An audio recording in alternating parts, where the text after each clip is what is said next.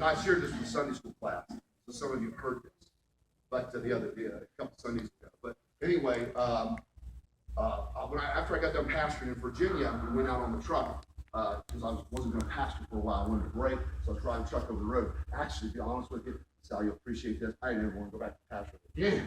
So I didn't mind. I was just running from God, but it was good for me to take a break there. I just thought I'd stay out there for the next 10 years, retired, kind of walk off into the sunset somewhere on the beach. Yeah. That wasn't God's plan. We talked about that.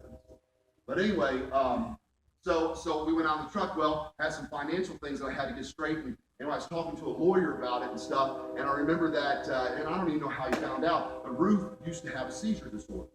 She had it from the time she was probably born with it, from a little girl. She didn't have epilepsy. They don't know why. Sometimes people have seizure disorders, and all it is a dysfunction of the electrical system of the brain. It just kind of goes haywire and causes them to have seizures. And they can have fatigue seizures, as they call seizures, where they don't even know they're having them, and they can have what's called even up to a grand mal seizure, which Ruth had a grand mal seizure when she was 12 years old in the bank. Actually, it hit her eye on the desk and everything, and they had to. But anyway, so she had these seizures, all right? And God spoke to me before we went on the truck, and a little bit before it, and he said, that's a spirit. He said, but not now. He says, she's not ready. But he says, someday, she's going to be ready, and you're going to take authority over that. And I said, okay. So I didn't say nothing to Ruth, all right? Between me and God. Ain't it great, guys? You got something over on your life, and it's got God approval.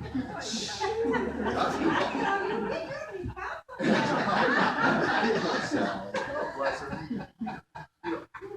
I'm sorry, I didn't affectionately. I value your superior knowledge, Sal. So anyway, so what happens is that this lawyer, then when I'm talking to him, he knows about Ruth's seizure. I'm not sure why now that he even knew about it. He says, hey, we can go to court. I had thousands upon thousands of dollars in student loans where I went to college. And he says, here's what we can do. He says, we can get all those forgiven. Wiped completely out.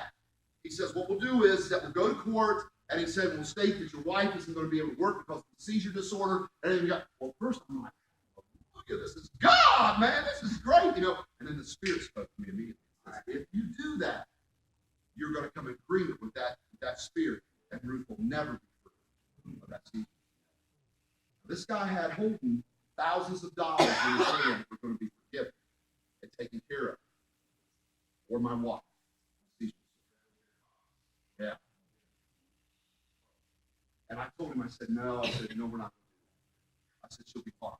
He did not at all. And of course, I couldn't tell him, well, my wife, this is a spirit thing, and I'm going to take authority over this one day. She doesn't even know it yet, but I'm going to take authority, and it's going to be gone, brother. But he wouldn't have understood that, so I couldn't explain. I said, no, we'll just be fine. Well, he said, wait, I'm just trying to help you. He said, we can get rid of these debts. I said, I know you are, and I appreciate everything, but no, it can't be done. I just let it go. So he let it go, but he never understood it, that's for sure. Wasn't long after that when we were on the truck, God said, it's time. So I turned around and I said to Ruth, I said, I need to talk to you about the seizure disorder. I said, the Spirit behind God told me. I said, we can take authority over that. She said, good, I'm ready. Boom, authority over it. She went back to her neurologist, who was one of the top neurologists at OSU. And said, I don't understand it, but you're not having seizures. All right.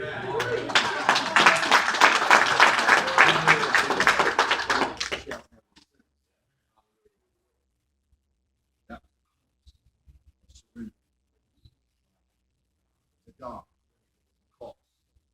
And you know what's interesting is it wasn't me, it was her. But I held the key. How many of us hold the key to somebody else's deliverance? And we have to pay the cost. When we ask God for healing or deliverance in any area of our lives, whether it's emotional, physical, spiritual, financial, whatever it is, we are really asking for a new identity. A new identity brings with it bigger problems to solve, larger commitments to God and to life itself. We are saying, Lord, I surrender on a deeper level than I ever have before. I am yours like I've never been before. I am selling out in this area that I haven't been sold out before. That's been a part of my identity, the way I've seen myself, the way that I operate. God, I'm selling out to this area. A 10-year-old boy might be able to solve the problem for a newspaper on the front of your porch in the morning. But when he's 30 years old, he better be solving bigger problems than that, like problems of family and wife and so on and so forth. Amen. Yes, we want the blessings of God. And yes, I want the blessings of God. And I want a revival to come. And I want people to be saved and filled with the Spirit and healed and delivered and everything else. And I want God to bless us financially and all the other things that go along with it. But I got to realize there is a cost involved with that freedom. There's a cost with moving closer to God, a greater commitment. It means a greater commitment in my prayer life, a greater commitment in my Bible study life, a greater commitment in my church attendance, a greater commitment in my witnessing and my living for God. Yeah. It means a greater commitment in my financial area. Amen. Amen. Yeah. Be in with this. I tell you, God is really dealing with me about this because I believe that God, and I believe I got confirmation here this morning. I hadn't said it completed Ruth yet, but I believe God's asking me to walk off my job.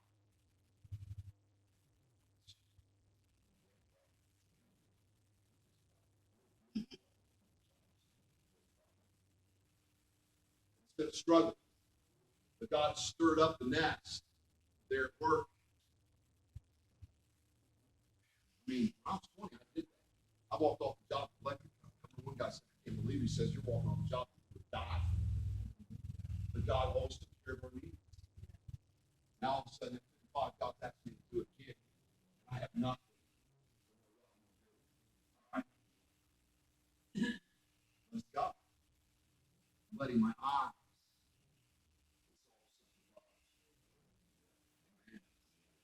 Love because I'm seeing that check and that job. Amen. I'm struggling with this stuff. You know, when Jesus died on the cross, it says that the first thing that happened when he gave up the ghost was what? You remember? The veil was ripped in two. First thing that happened. Is there? I mean, not a half a second after Jesus gives up the ghost, the way the Bible indicates that veil was ripped in two. Now, what that veil represented, that veil was in between what they call the Holy of Holies and the Holy Place. The Holy of Holies was just where the high priest could enter once a year, and he would sprinkle some blood on the Ark of the Covenant to cover for the covering. All it did was cover. It didn't wash away their sins. It just covered their sins so that God could have some relationship with Abraham's seed because he had promised them this. It was the Ark of the Covenant was there, and then the mercy seat, as we call it, was on top of the Ark of the Covenant. The most sacred altar of all Judaism is where the Shekinah glory of God would dwell behind that veil. That veil, I'm told, was 2 feet thick. Huge curtain. Thick. The reason was that they couldn't have anybody breaking in through there in the presence of God. In fact, history tells us that even high priests would die on the other side because they didn't do the cleansing rituals right, and they'd have to pull them out of there because they couldn't be in the presence of God. You know, God wasn't happy with that. Back in Genesis, when he created man out of the dust, he got up underneath his neck and his head, and he took his hand and he lifted Adam up. And it says that Adam wasn't alive. He was just a part of the earth. But then God himself, not an angel, he didn't send somebody else to do it. God himself said, this creation will be as no other creation I've ever created, because he will have my image. And he breathed into his nostrils the breath of life, and Adam became a living soul. Forever this world would be changed. And God did that knowing Adam would fall, and God did that knowing the heartache and the suffering and the sin that would happen, because the Bible tells us that while we were yet sinners, Christ had already died for us. And before the very foundations of the world, God had already decided to take care of us. He knew.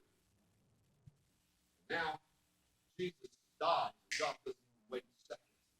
He takes those hands that at one time he had lifted Adam up and breathed into his nostrils. And he grabbed that temple. He grabbed that veil in the temple and he ripped it from top to bottom, because God hated that veil. That veil represented separation between him and his people. That veil represented that the kingdom of darkness had the upper hand. But he told him in Genesis chapter 3, he said, one day there will be a hammer that will be lifted against your head and will crush it, meaning that I will crush your government, this government of the spiritual word of darkness, the law, sin, and death. Crush my law. all the spirit of life in Christ. Hallelujah. God tore that veil. God wants a relationship with us. It is not about God that you don't have what God wants you to have. It is not because God hasn't been calling. It isn't because God hasn't been working on it. It isn't because God hasn't been waiting. It isn't because God doesn't love you or doesn't care about you or you're not good enough. It's because of us, where we are in our surrender to God.